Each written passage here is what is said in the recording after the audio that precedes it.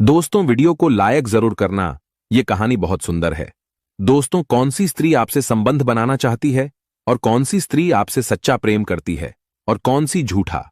ये तीन बातें समझ लो, कभी धोखा नहीं खाओगे। मित्रों, हर स्त्री बदचलन नहीं होती है। कई बार आंखों देखी बात भी झूठी हो जाती है। इसलिए जल्दबाजी में कोई फैसला न करें। पहले स्थिति को समझे, फिर अपने ऊपर नियंत्रण रखें। क्योंकि कहते हैं, क्रोध में, जल्दबाजी में और भावना के आवेश में, घबराहट में कभी फैसला नहीं करना चाहिए। क्योंकि ऐसे अवसरों पर लिए गए निर्णय स्वयं के लिए ही दुखदाई होती है। मित्रों, यह कहानी आपको बताएगी कि कभी कभी आंखों देखा भी सच नहीं होता है। तो चलिए बने रहिए इस कहानी में। वीडियो की समाप्ति तक यह कहानी आपके लिए एक बहुत बड़ाढ़ा अनुभव देकर जाएगी। दर्शक बंधु, किसी नगर में एक मकरंद नाम का सेठ रहता था। सेठ बड़ा ही धनबाद था। उसकी एक गल्ले की दुकान थी। वो अपनी दुकान को बड़ी ईमानदारी से चलाता था। सेठ का काम बहुत ही साफ चौथरा था। उसके यहां किसी भी तरह का छल फरेब नहीं होता था। बहुत से अन्य दुकान वाले जो थे, वो अपने यहां गल्ले में खूब मिलावट करते थे, परंतु सेठ मकरंद कभी राशन में कोई मिलावट नहीं करता था। लेकिन दोस्तों से मकरंद लाल के आसपास वाले जो दुकान वाले थे, उनके यहां मकरंद के मुकाबले ग्राहक तो कम आते थे, परंतु फिर भी वे अच्छा मुनाफा कमा लेते थे। मगर सेठ मकरंद अपनी ईमानदारी के चलते ज्यादा लाभ नहीं ले पाता था। यह बात उसे जब कभी अंदर ही अंदर खसोटती रहती थी। सेठ मकरंद सोचता था कि अजीब जमाना आ गया है।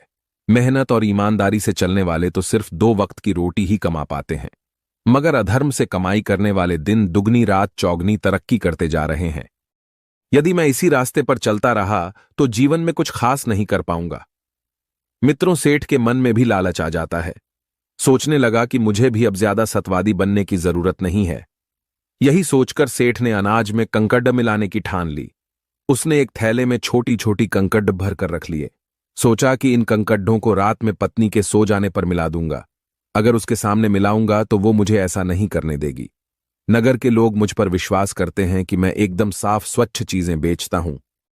थोड़ी बहुत मिलावट करने पर कोई मुझ पर शक भी नहीं करेगा। मित्रों, शाम को सेठ ने वो थैला छुपाकर रख दिया। सेठानी ने देख लिया कि सेठ जी आज को छुपाकर रख रहे हैं। सेठानी ने चुपके से उस थैले को खोलकर देखा तो कंकड़ देखकर वो दंग रह गई। सोचने लगी कि सेठ जी इन कंकड़ों का क्या करेंगे।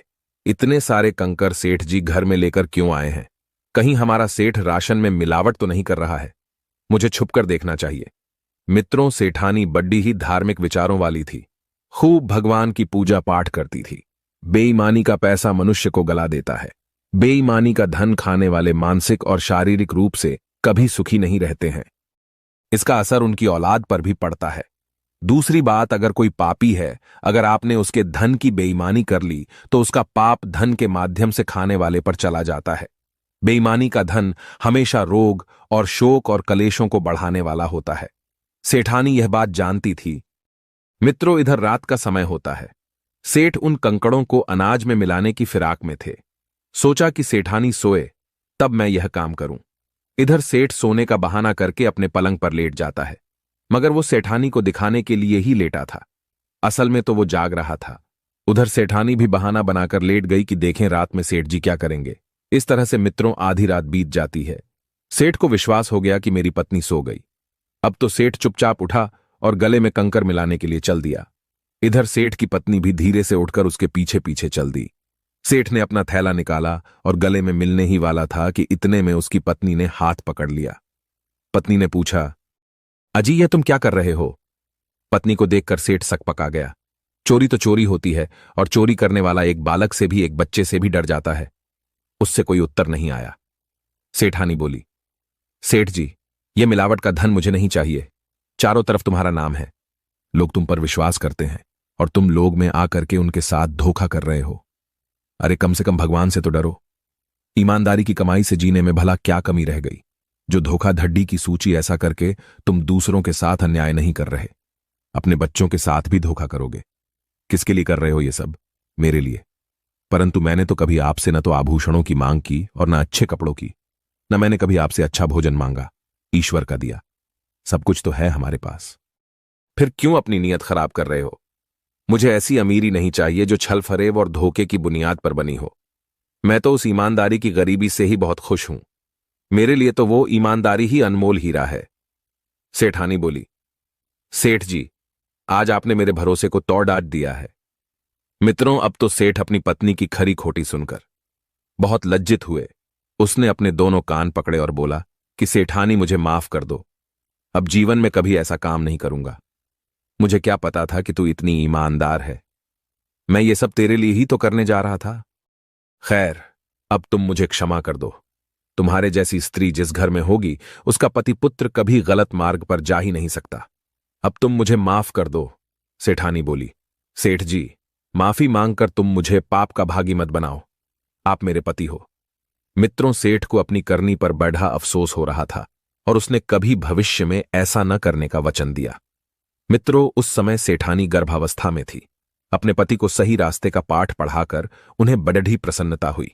कहते हैं कि अगर गर्भावस्था में स्त्री अच्छी सोच रखती है, अच्छे विचार उत्पन्न करती है, अच्छे काम करती है, तो उस घर में बच्चा भी अच्छे विचारों वाला ही उत्पन्न होता है। मित्रों, धीरे धीरे समय गुजरता गया। सेठानी ने एक बहुत सुंदर पुत्र को जन्म दिया। सेठ ने उसका नाम जसवंत रखा। एक सुंदर से पुत्र को पाकर दोनों पति पत्नी बहुत प्रसन्न थे। धीरे धीरे बच्चा बड्डा होने लगा। बालक के भाग्य में आगे मां का सुख नहीं लिखा था।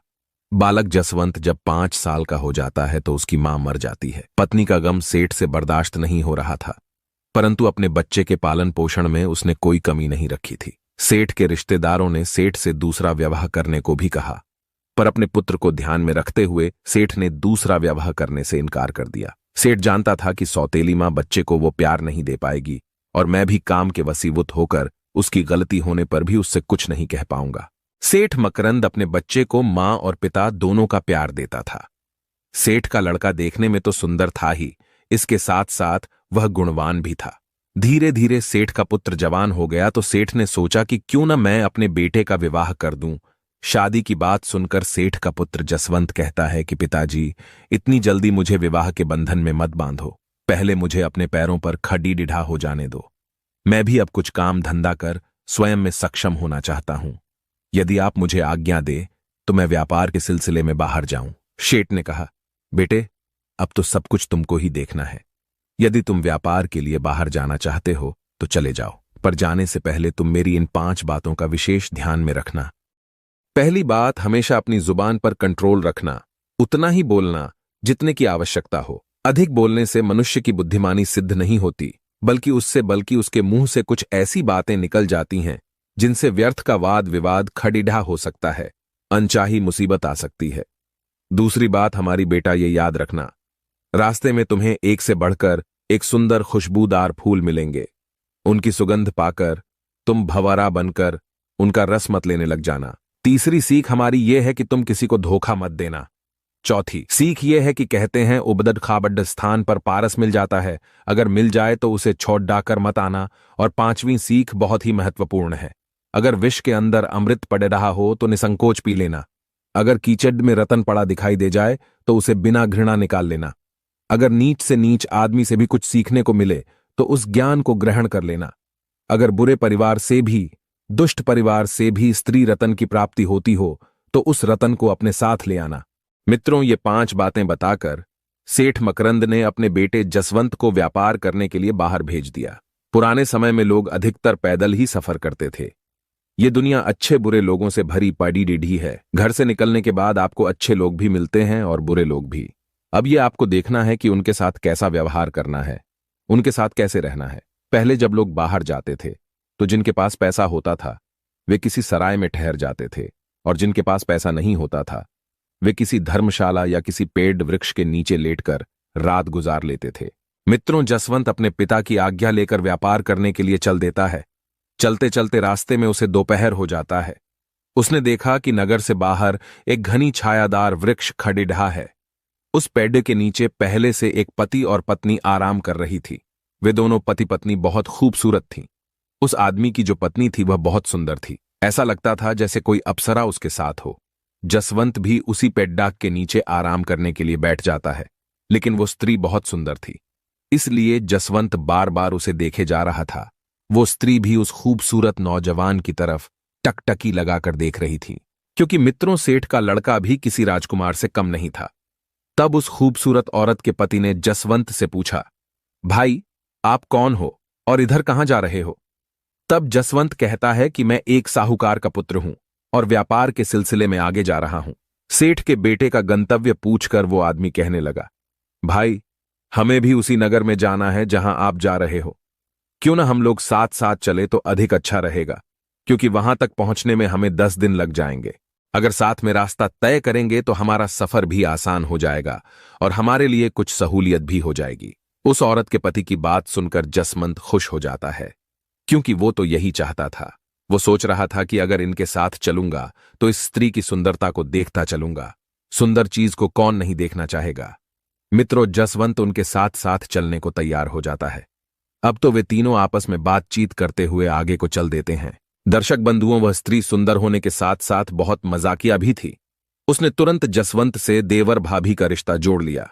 उस औरत ने पूछा, देवर जी, आपकी शादी अभी हुई है कि नहीं? जसवंत ने कहा, भाभी जी, अभी तो मैं कुंवारा हूं। उस स्त्री ने मुस्कुराते हुए कहा, देवर जी, मान लो अगर तुम्हें रास्ते में कोई सुंदर युवती मिल जाए तो क्या तुम उससे विवाह कर लोगे? जसवंत ने जवाब दिया, नहीं भाभी, मैं ऐसा नहीं करूंगा। वो स्त्री बोली, देवर जी, भला मिठाई किसे अच्छी नहीं लगती, और स्त्री तो वैसे भी किसी रस मलाई से कम नहीं होती है। एक बार इसका स्वाद लग गया तो कभी नहीं कहोगे कि मैं विवाह नहीं करूंगा। मित्रों, वो स्त्री देवर देवर कहकर जसवंत से हंसी मजाक करती हुई चली जा रही थी। वो कभी मुस्कुराती थी। उसकी मीठी मीठी बातें करना, उसका मुस्कुराना, उसका हंसी मजाक करना जसवंत को बहुत अच्छा लग रहा था। लेकिन वो मन में यह भी सोच रहा था कि यह स्त्री कैसी है जो अपने पति के सामने मुझसे इस तरह की बातें कर रही है। पर जो भी हो, उस स्त्री के साथ चलना और उसकी हंसी मजाक भरी बातें सुनना बहुत अच्छा लग रहा था। हंसी दिल्लगी करते हुए वे चले जा रहे थे। इस तरह चलते चलते उन्हें रास्ते में रात हो जाती है। उन्होंने एक जगह ठहरने का निश्चय किया और किसी साफ शुद्ध स्थान को देखकर वहीं ठहर जाते हैं। तीनों ने मिलकर भोजन किया और खा पीकर आराम से सोने की तैयारी करने लगते हैं। सोने से पहले उस सुंदर स्त्री का पति बोला, भाई, हमारे साथ हमारी पत्नी है और प्रदेश में हमें किसी का कुछ पता नहीं कौन कैसा है। सुंदर स्त्री को देखकर भला किसकी नीयत खराब नहीं होती। अब तुम भी मेरे छोटे भाई जैसे हो, हमारी स्त्री की रखवाली करना अब तुम्हारा भी उतना ही फर्ज है जितना कि मेरा। हमारे पास एक तलवार है, उस तलवार को लेकर आधी रात तक तो मैं जागता रहूंगा और आधी रात के बाद तुम्हें जाग कर पहरेदारी करनी है। जसवंत कहने लगा, भाई, आप चिंता ना करो, आप आराम से सोइए, भाभी की रखवाली मैं करता रहूंगा। मित्रों, इस प्रकार पहले तो उस स्त्री का पति जागकर आधी रात तक पहरा देता है। जसवंत और वो स्त्री आराम से सोते रहते हैं। उसके बाद उसने जसवंत को जगाया। अब सेठ का लड़का पहरा देता है और वे दोनों आराम से सो जाते हैं। थोड़ी देर के बाद जब उसका पति सो जाता है तो वह स्त्री नींद से जागती है और जसवंत के साथ बैठकर मीठी मीठी बातें करने लगती है। इस तरह से वो पूरी रात जसवंत के साथ बैठकर हंसी मजाक सब तरह की बातें करती रही। उस स्त्री का अपने पास बैठकर बातें करना जसवंत को बहुत अच्छा लग रहा था। अब तो उनका रोज का नियम बन गया। आधी रात को जब उसका पति सो जाता था तो वो स्त्री रोजाना रात में जाकर जसवंत के साथ बातें किया करती थी। मित्रों, इस प्रकार से उन तीनों का सफर कटता चला गया। चलते चलते जब वे अपने गंतव्य के नजदीक आ गए तो सोचने लगे कि आज की रात साथ साथ बिताने के बाद अब हम अलग हो जाएंगे। जसवंत को और उस स्त्री को इसी बात की चिंता खाए जा रही थी। इधर जब रात होती है और भोजन करने के बाद वे एक जगह ठहर जाते हैं। आधी रात के बाद जब जसवंत का पहरेदारी करने का नंबर आता है, उधर आधी रात के समय वो स्त्री भी जाग जाती है। आज वो बहुत उदास थी। जसवंत के पास बैठकर वो कहने लगी, देवर जी, आज के बाद तो फिर कभी हम नहीं मिल पाएंगे। आज ही हमारे पास मौका है। वो स्त्री मुस्कुराती हुई जसवंत से कहने लगी, देवर जी, आप कितने अच्छे हो, मन करता है कि तुम्हें अपनी बाहों में भरकर जिंदगी भर के लिए कैद कर लूं, परंतु मेरा ऐसा सौभाग्य कहाँ है। सचमुच तुम बहुत सुंदर हो और तुम जैसे पुरुष को पाकर कोई भी स्त्री अपने आप को भाग्यशाली समझेगी। उस स्त्री के मुख से इन बातों को सुनकर जसवंत चौंक जाता है। कहने लगा, भाभी, आपको ऐसा नहीं सोचना चाहिए। आप एक शादीशुदा स्त्री है और इस समय आपके पति आपके साथ में है। पति को धोखा देकर किसी पर पुरुष पर मर मिट जाना पाप कहलाता है। वह स्त्री कहने लगी, जसवंत, मैंने जब से तुम्हें देखा था तभी से तुमने मेरी रातों की नींद चुरा ली है। इसीलिए तो मैं रात को जाकर तुम्हारे साथ बातचीत किया करती हूं। सचमुच मैं तुमसे प्रेम करने लगी हूं और तुम्हारा साथ पाना चाहती हूं। रही मेरे पति की बात तो उनकी तुम चिंता मत करो। तुम्हारे हाथ में तलवार है। अगर तुम चाहो तो इस कांटे को काटकर दूर फेंक सकते हो। कहते हैं प्रेम में आदमी कुछ भी नहीं देखता। मैं तुम पर दिलोजान से मरती हूं। अगर तुमने मुझे नहीं अपनाया तो मैं अपने जीवन को यहीं नष्ट कर दूंगी। मित्रों, उस स्त्री को अपने ऊपर अत्यंत अशक्त देखकर जसवंत को अपने पिता की बात याद हो आई कि राह चलते तुम्हें अनेकों सुंदर सुंदर फूल मिलेंगे। उन फूलों पर भंवरा बनकर उनका रस मत लेने लग जाना। जसवंत ने अपने आप को संभाला और उस स्त्री को समझाने लगा, अपने पति को धोखा देना महापाप है। मैं तो इसीलिए तुमसे बात कर लिया करता था कि तुम्हारी मजाकिया बातें मुझे बहुत अच्छी लगती थीं। वो स्त्री कहने लगी, जसवंत, तुम्हारा समझाना व्यर्थ है। जल्दी से मेरे पति की हत्या कर दो, फिर हम दोनों यहां से भाग चलेंगे। जसवंत कहने लगा, तुम इतनी गिरी हुई स्त्री हो, ये मैंने कभी नहीं सोचा था, वरना हम तुम्हारे साथ कभी नहीं आते। सोचो, तुम्हारे पति ने मुझ पर विश्वास किया है। उसने मुझे अपना छोटा भाई माना है और मैं उसके साथ विश्वासघात करने की नहीं सोच सकता। इस समय अगर उन पर कोई संकट आ जाए तो मैं उसे अपने ऊपर ले लूंगा, क्योंकि मैं पहरेदारी कर रहा हूं। मैं अपनी जान देकर भी तुम्हारे पति की जान बचाऊंगा। तुम कितनी नीच और कामी स्त्री हो। सच कहा है किसी ने कि जिन स्त्रियों का मन पराये पुरुषों में रमता है, उनका पति चाहे कितना ही सुंदर हो, गुणवान हो, बलवान हो, फिर भी वे उसे छोड़ जाती है। जसवंत कहने लगा, भाभी, तुम्हें देखकर मुझे तुमसे घृणा हो रही है। तुम कैसी स्त्री हो? देवता समान तुम अपने पति को छोड़कर तुम मुझे पाना चाहती हो। मैं तुम्हारे साथ कदापि यह गंदी हरकत नहीं कर सकता। मित्रों, जसवंत यह बात कह ही रहा था, इतने में उस स्त्री का पति उठकर बैठ जाता है और कहने लगा, जसवंत भाई, मेरे पास आकर बैठो और अपनी भाभी के प्रति मन में जो नफरत उत्पन्न हो गई है उसे निकाल फेंको। तुम सोच रहे हो कि तुम्हारी भाभी बुरी स्त्री है, मगर ऐसा नहीं है। मेरी पत्नी तुम्हारी परीक्षा ले रही थी। दरअसल मेरी पत्नी ने जब से तुम्हें देखा है तब से उसने तुम्हें अपनी बहन के लिए पसंद कर लिया है। इसकी एक छोटी बहन है जो देखने में इससे भी ज्यादा सुंदर है और तुम रूप और आयु में बिल्कुल उसके योग्य हो। इसकी बहन का पति कहीं बुरा न मिल जाए, इसलिए यह तुम्हारी परीक्षा ले रही थी। पिछले 10 दिनों से हर तरह से जांचा परखा है। तुम इसकी परीक्षा में पास हो गए हो। अब तुम्हें न कहीं काम ढूंढने की जरूरत है और न नौकरी करने की। मेरी पत्नी सिद्धनगर के सबसे बड़े सेठ मनोहर लाल की बेटी है। ये 2 बहनें हैं। मनोहर लाल का कोई बेटा नहीं है, तो सारी संपत्ति की देख रेख अब हमें ही करनी है। मित्रों, उस स्त्री के पति की बात सुनकर जसवंत चौंक जाता है। कहने लगा, भाभी माफ करना, मैं तो आपको गलत स्त्री समझ बैठा था। अनजाने में पता नहीं मैंने तुमसे क्या क्या कह दिया। सचमुच तुम दिल की बहुत अच्छी हो। वो स्त्री कहने लगी, जसवंत, हर स्त्री गलत नहीं होती। कई बार स्त्रियां अपना काम बनाने के लिए अभिनय भी करती हैं। स्त्री के प्रेम को तब तक सच नहीं मानना चाहिए जब तक आप उसे खूब परख न लो। अधिकतर ऐसी स्त्रियों के प्रेम में सच्चाई कम, अभिनय ज्यादा होता है। कुछ स्त्रियां अपना उल्लू सीधा करने के लिए आप पर प्रेम बरसा सकती हैं। उसे सच नहीं मानना चाहिए। कौन सी स्त्री वास्तविक आपसे प्रेम करती है, ये तीनों बातें जान लो, आप उसे पहचान जाएंगे। नंबर 1, जो स्त्री आपको देखकर आपकी केयर करना शुरू कर दे, आपसे मिलने के बहाने तलाशना शुरू कर दे, आपको दुख और चिंता में देखकर स्वयं भी चिंतित हो जाए, तो समझ लेना वो आपसे सच्चा प्रेम करती है। नंबर 2, जो स्त्री आपकी किसी भी बात का बुरा न माने, आपके धन से संबंधित कोई बात न पूछे, जिससे रात में नींद न आती हो, तो समझ लेना वो आपसे वास्तविक प्रेम करती है।